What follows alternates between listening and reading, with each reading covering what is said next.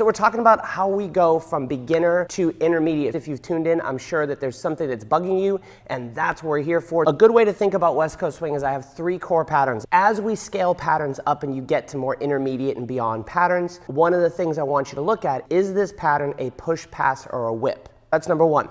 Second part is staying on time. A good way to think about this is thinking about West Coast swing in 2-beat increments. I'm going to count my sugar push in 2-beat increments. 1, 2, 1 and 2, 1 and 2. What I want you to notice is within a pattern, 2, 4, 6, and 8 are always whole beats. If I dance my push, pass, and a whip, counting it in 2-beat increments. Sugar push, right side pass, whip. 1, 2, 1 and 2, 1 and 2, 1, 2, 1 and 2, 1 and 2, 1, 2, 1 and 2, 1, 2, 1 and 2. Let's say you're comfortable with that. You want to get really good and scale up your ability to lead and or follow.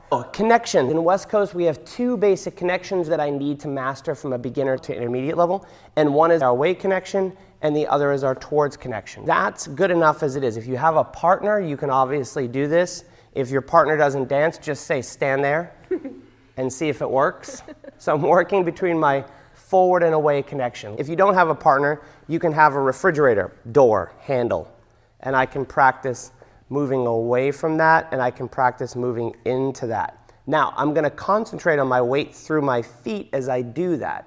Second part of this is the ability to maintain this connection through our elbows. You'll notice our arms are parallel. We don't want this dreaded W. If you have the W, you need to eliminate that to get to the intermediate level. So this is going to be down. Now, I want you to practice maintaining that connection as you move into it and as you move away. So I'm going to practice moving in and away. So I'm training my arm to stay connected no matter where my body is. Now, Miss Megan will do it just to prove that it's not just beginner's luck for me.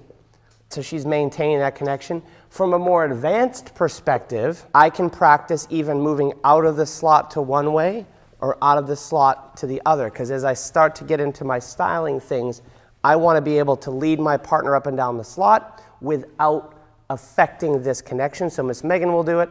So she's able to move both sides of the slot without changing the connection. One of the other things we get from beginners, they don't want to look like beginners. I don't want to look stiff. So how would I move smooth? When I'm moving forward, I want to be able to progress my weight through my foot. It doesn't matter if I take a heel lead or a toe lead, I want to be able to progress my weight smoothly through my foot. We call this rolling through your feet. So if I walked forwards, I would trace this foot and I would strike my heel. This is not a rule for West Coast swing, but it's just a natural way to do it. And I'm rolling my weight through my foot as I take each step. If I were going to move backwards, it's the exact same thing in reverse. Instead of just clunking back onto a flat foot, I'm going to roll my weight, roll from the ball of the foot into the heel of the foot as I take my steps. So you're going to find you have to be conscious about moving your leg out in front of your body. It's not that I move my leg out and move like that. That my leg tracks and one, and then my weight moves slowly through that. Triple steps. If I did this flat-footed and I don't think about my foot, I will be very plotty. We see this with beginners all the time. They dance. But if I think about rolling through my feet with my triple steps and I roll, roll, taking weight into the ball of the foot and lowering the heel slowly, this will tend to add some style and some smoothness to your dancing. We have a question. Yes. Is your core engaged and pitched slightly forward during rolling through your feet? Is my core engaged and pitched slightly forward? If it's not engaged, I'd be those little dolls where you push the button and they collapse. So yes, I'm always thinking about good posture while I dance. And then am I pitched slightly forward? For those of you guys who aren't familiar with the word pitch in dancing, I can be pitched forward, I can be pitched back. This is an efficient place. If you think athletically, I am pitched forward all the time. I like to use the word presence, a forward presence. I have a forward presence whether I'm moving forward and I don't move back with a backward presence. I maintain that forward presence even if I'm the follower. I maintain a forward presence whether I'm moving forward or back. It's also good to think about maintaining a forward presence while you're rotating on a foot. That's a common place to think I have a forward presence because the ball of my foot lives in front of me, and this gives me some balance. We're trying to get to the intermediate and beyond level. As we are connected away, if I was stuck together like a board, the only way to connect away would be to sling my shoulders away, and then I have a backwards presence or poise, and Miss Megan would have a backward presence or poise. What I want to do is I want to think about my hip weight moving, or my center, a low center moving back. If my center or my hip weight is moved slightly back, now Megan has a forward presence, so do I, but yet our centers have allowed us to be connected away. 1, 2, 3, and now it will be like our higher center that would cause us to be connected forward. And then even as we connect there, I'm still settling through my hip weight into that to be connected away. And you can access that through this drill. You don't want this to happen. This is my center collapsing towards her. We want to think about this pulled away as we sit back, and we should be able to bottom out the connection. YouTube's got a question. It says, I'm a beginner West Coast swing dancer. It appears that high-level dancers, when they dance, seem to just sprinkle in the basics and mostly free express themselves within West Coast swing rhythm. Is this correct? This person said, I'm a beginner West Coast swing dancer, and it appears to me that the advanced dancers just really seem to sprinkle in the basic patterns and they freewheel around the rest of it. Yes, that is what it looks like. In a lot of cases, that's what it is, and you might struggle to see how well they're controlling the timing of things, but it's actually shocking for me to watch the high-level people do this really creative stuff and see how well they're actually managing the basics in their patterns. Yourself on the wrong foot, on the wrong foot. Miss Megan is on the wrong foot. She's done some crazy thing. Now I have to lead her on 1, 2, but 1 would normally be her right foot and 2 would be her left foot. So she knows that 2 has to be her left foot. So as I'm leading 1, 2, she just steps out on the 2.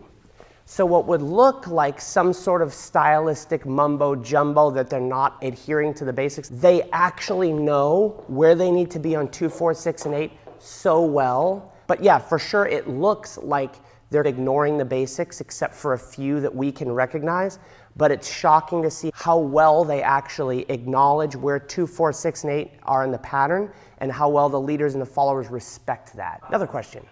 How important is it looking at each other while dancing? How important is it looking at each other when you're dancing? I'm going to give you 2 different answers because we've had this philosophical question. How much should you look at your partner? If you look not at all, we used to have a student, great guy, and he would look never. And if you never look, it's creepy. If you look the whole time, it's also creepy. More so. I want to look, but not all the time. Here's a great idea. We used to call this the flashlight principle, right? So if I had a flashlight, it's shined at Megan. So no matter where we're going, which pattern we're leading, my center or flashlight tracks my partner. So good idea is keep this face towards your partner. I've heard Jason Micklick call this the circle of trust, right? You're leaving your partner in the circle of trust. That's a good idea. But if you stare at them the whole time while you're doing it, it's a circle of creepiness. Especially with that. Another question. Yeah. So one of the best aspects of West Coast swing is your stretch. Any comments on how important this is and how to improve it in your dancing? The question was, one of the most important elements of West Coast swing is its elasticity and stretch. How important is that? It is a core part of West Coast swing. The elasticity and stretch would typically in West Coast swing be, let's say I did a sugar push, right? That there'd be some elasticity in the connection between the partners, between some of the things that we did, right? There'd be an elasticity that goes on. Is that important? Absolutely. The easy way to practice this, step on your left foot as the leader, right foot as the follower. This would be count 4 of any 6-count pattern. 1, 2, 3, and 4. So we're in this position. We're very close in this arm. All we need left is our anchor step. So we're going to go anchor. Now as we take this step, as I roll through my foot, we've covered both keys. Number 1 is rolling through my foot. Number 2 is an ability to maintain a connection through my arm as I do so. That's a good drill, is to dance a sugar push, freeze on 4. 1, 2, 3, and 4. We're beginning a connection right there. 5, and as we roll through 6, we build into the connection. I'll even give you a way to think about this connection. Whatever your favorite connection is, we're gonna call that a 10 out of 10. It's a 10 for you. It might be heavier or lighter than my 10, but it's a 10 for you. When we get to count 4, 1, 2, 3, and 4, that's count 4. We're gonna count that as about a 5 out of our 10. So we have some connection. As we roll through our feet, we're gonna build to a 10 for us, for our partnership. And then how do I stay smooth? I roll through my feet as I continue.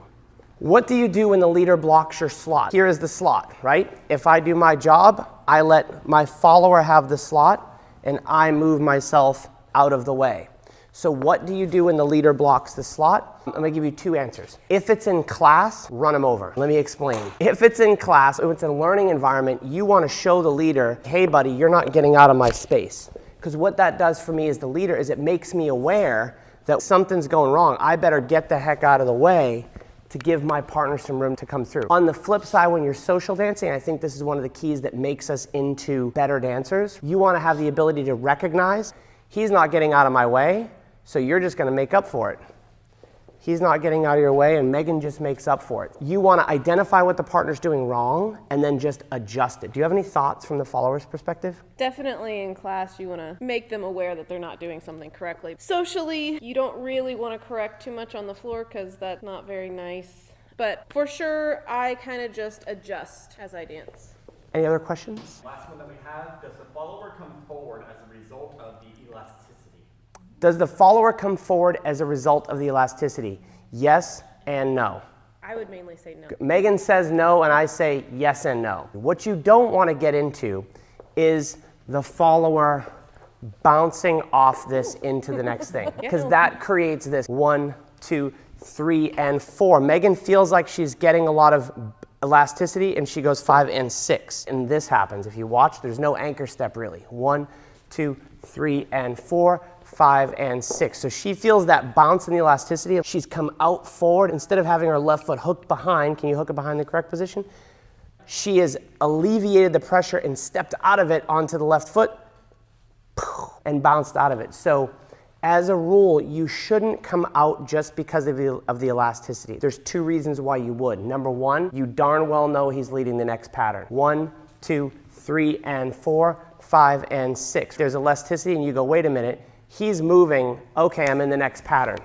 You're gonna go. So you have to monitor your leader in that song to get a sense in the first couple of patterns what's going on and not just bounce out of the connection. West Coast Swing is super fun, but let's face it, it gets complicated fast. That's why we created our free West Coast Swing ebook to give you access to all the answers in one place. You can grab it in the description below or the QR code right here.